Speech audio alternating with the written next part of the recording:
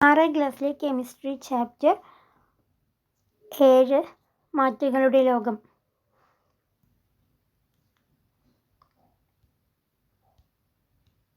എന്തൊക്കെ മാറ്റങ്ങളാണുള്ളത്? രൂപമാറ്റം എന്ന് വെച്ച് കഴിഞ്ഞാൽ എന്താണ്? ഫിസിക്കൽ ചേഞ്ചാണ്. അവസ്ഥ മാറ്റം എന്ന് പറഞ്ഞാൽ കെമിക്കൽ ചേഞ്ചാണ്.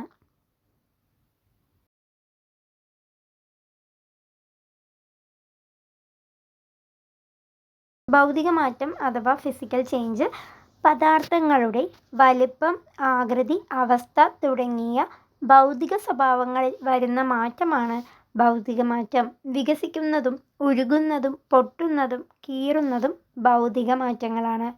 ഇവ മൂലം പുതിയ പദാർത്ഥങ്ങൾ ഉണ്ടാകുന്നില്ല.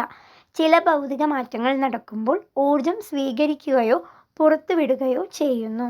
ഭൗതിക മാറ്റങ്ങൾ താൽക്കാലിക മാറ്റങ്ങളാണ്. അപ്പോൾ എന്താണ് ഫിസിക്കൽ ചേഞ്ച് എന്ന് പറഞ്ഞാൽ? ഒരു പദാർത്ഥത്തിൻ്റെ വലിപ്പം, ആകൃതി, അവസ്ഥ അതിൽ ഒരു മാറ്റം വരുന്നു.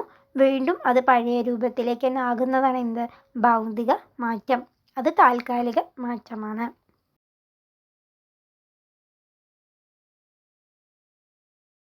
രാസമാറ്റം, കെമിക്കൽ ചേഞ്ച്. രാസമാറ്റം ഉണ്ടാകുമ്പോൾ പദാർത്ഥത്തിൻ്റെ രാസഗുണങ്ങളിലാണ് മാറ്റം ഉണ്ടാകുന്നത്. പുതിയ പദാർത്ഥങ്ങൾ ഉണ്ടാവുകയും ചെയ്യുന്നു. ഇത്തരം മാറ്റം നടക്കുമ്പോഴും ഊർജം സ്വീകരിക്കുകയോ പുറത്തുവിടുകയോ ചെയ്യുന്നു. രാസമാറ്റങ്ങൾ എന്താണ്? സ്ഥിരമാറ്റങ്ങളാണ്. നിത്യജീവിതത്തിൽ നടക്കുന്ന രാസമാറ്റങ്ങളാണ് ആഹാരം ദഹിക്കുന്നത്, ചെമ്പ് പാത്രങ്ങളിൽ ക്ലാവ് പിടിക്കുന്നത്, ഇരുമ്പ് തുരുമ്പിക്കുന്നത്, തൈര് പുളിക്കുന്നത്, പൂത്തിരി കത്തുന്നതൊക്കെ എന്താണ്? രാസമാറ്റങ്ങളാണ്. വീണ്ടും അത് പഴയതിലേക്ക് വരുന്നില്ല. ആഹാരം വേവുന്നത്, മുറിച്ച ആപ്പിളിൻ്റെ നിറം മാറുന്നത്, മാലിന്യങ്ങൾ ജീർണിക്കുന്നത്, ഇതെല്ലാം രാസമാറ്റങ്ങൾക്ക് ഉദാഹരണമാണ്. തുരുമ്പ്. ഇരുമ്പ് വായുവിലെ ഈർപ്പവും ഓക്സിജനുമായി പ്രവർത്തിച്ചാണ് തുരുമ്പ് ഉണ്ടാവുന്നത്. തുരുമ്പ് എങ്ങനെയാണ് ഉണ്ടാവുന്നത്? ഇരുമ്പ് വായുവിലെ ഈർപ്പവും ഓക്സിജനുമായി പ്രവർത്തിച്ചാണ് തുരുമ്പ് ഉണ്ടാകുന്നത്. എണ്ണ പുരട്ടിയോ പെയിൻറ് ചെയ്തോ ഇരുമ്പ് സാധനങ്ങൾ തുരുമ്പ് പിടിക്കുന്നത് തടയാവുന്നതാണ്. ഇങ്ങനെ ചെയ്യുമ്പോൾ ഇരുമ്പിന് വായുവുമായുള്ള സമ്പർക്കം ഒഴിവാകുന്നു. അടുത്ത രാസമാറ്റമാണ് പൂത്തിരി കത്തുമ്പോൾ ഉണ്ടാവുന്നത്. അതിൽ രാസോർജം അടങ്ങിയിട്ടുണ്ട്. പൂത്തിരിയിലെ പദാർത്ഥങ്ങളിൽ മാത്രമല്ല എല്ലാ പദാർത്ഥങ്ങളിലും എന്തുണ്ട്? രാസോർജം അടങ്ങിയിട്ടുണ്ട്. പൂത്തിരി കത്തുമ്പോൾ അതിലടങ്ങിയിട്ടുള്ള രാസോർജമാണ് ശബ്ദം, പ്രകാശം, താപം എന്നീ ഊർജ്ജരൂപങ്ങളായി മാറുന്നത്. പൂത്തിരിയിൽ എന്താ ഉള്ളത്? രാസോർജമാണുള്ളത്. അത് താപോർജവും പ്രകാശോർജവും ശബ്ദോർജവുമായി മാറുന്നു. ഊർജ്ജമാറ്റം സസ്യങ്ങളിലുണ്ട്. എന്താണ്? സസ്യങ്ങൾ സൂര്യപ്രകാശത്തിൻ്റെ സാന്നിധ്യത്തിൽ ജലവും കാർബൺ ഡൈ ഓക്സൈഡും ഉപയോഗിച്ച് ഹരിതകത്തിൻ്റെ സഹായത്താലാണ് ആഹാരം നിർമ്മിക്കുന്നത്. എന്താണ്? സസ്യങ്ങൾ സൂര്യപ്രകാശത്തിൻ്റെ സാന്നിധ്യത്തിൽ ജലവും കാർബൺ ഡൈ ഓക്സൈഡും ഉപയോഗിച്ച് ഹരിതകത്തിൻ്റെ സഹായത്താലാണ് ആഹാരം നിർമ്മിക്കുന്നത്. ഈ പ്രക്രിയയാണ് എന്ത്? പ്രകാശ സംശ്ലേഷണം.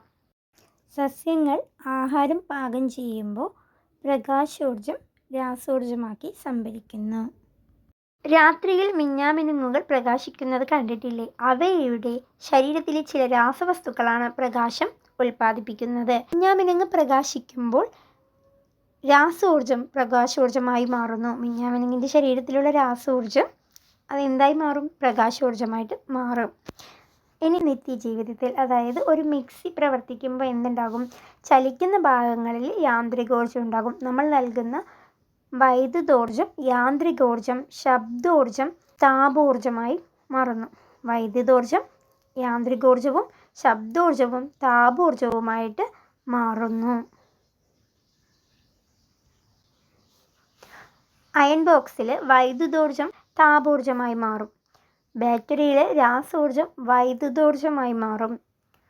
വൈദ്യുതോർജം ശബ്ദോർജമായി മാറുന്നു. ഇതിൽ രാസോർജം പ്രകാശോർജമായി മാറുന്നു. ഊർജ്ജമാറ്റവും ഊർജ്ജനഷ്ടവും.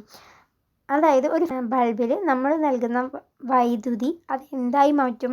താപോർജവുമാക്കും പ്രകാശോർജവുമാക്കും. താപ രൂപത്തിലാണ് ഊർജം നഷ്ടമാകുന്നത്.